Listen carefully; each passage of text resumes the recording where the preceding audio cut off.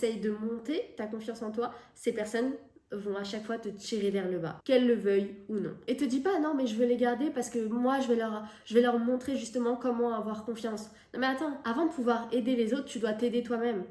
Donc va, fais-toi des nouveaux amis, trouve-toi de nouvelles personnes qui ressemblent au caractère que tu as envie de développer, qui ressemblent à la confiance que tu as envie d'avoir, et ensuite tu iras aider d'autres personnes. Mais pense à toi déjà. Et je sais que c'est pas facile et que c'est difficile peut-être de changer son environnement ou d'aller vers d'autres amis, mais qu'est-ce que tu préfères? Tu préfères rester toute ta vie avec des personnes qui te tirent vers le bas, qui feront que jamais tu vas évoluer en termes de confiance en toi? Ou est-ce que tu préfères, ok, bah certes ça va être difficile, mais je vais rencontrer d'autres personnes, je vais sortir de ma zone de confort, mais au fur et à mesure, je vais atteindre la personne que j'ai envie de devenir. Ton apparence physique, c'est déjà la première chose sur laquelle on va avoir une impression sur toi. C'est réel, mais on te juge à ton apparence. Aujourd'hui, le monde, il est superficiel. Avant même qu'on connaisse ta personnalité ou tes qualités ou quoi que ce soit, on va te juger par rapport à ton physique. C'est pour ça que c'est vraiment crucial de soigner ton apparence. Maintenant, comment faire? En réalité, c'est pas quelque chose que je suis censée t'apprendre, mais c'est avoir une bonne hygiène dans un premier temps.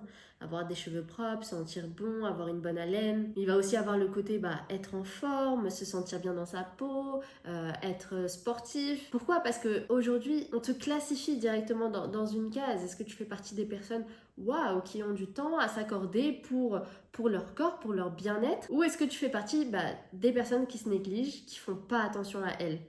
Et dans ce cas-là, qui a envie de s'intéresser à des personnes qui ne s'intéressent même pas à elles-mêmes? Donc c'est vraiment super important. Et même la manière dont tu t'habilles en général. Je t'assure que la façon dont tu t'habilles, elle a de l'influence sur ce que tu dis et sur ton humeur et sur ton énergie. Parce que si tu es tout le temps en survêtement, les mains dans les poches, en mode relâché, tu vas avoir un langage aussi qui va être relâché. Tu vas avoir des expressions relâchées. Mais si tu t'habilles d'une manière convenable, que tu es vraiment soigné, là, je peux t'assurer que tu vas être dans un mode, comme quand tu vas au travail, tu vas être dans un mode où tu vas faire beaucoup plus attention à comment tu parles, à ton attitude, à ta position, à ton body language. Toutes ces choses-là vont jouer. Parce que je peux t'assurer que comment tu t'habilles, ça va influencer ton attitude.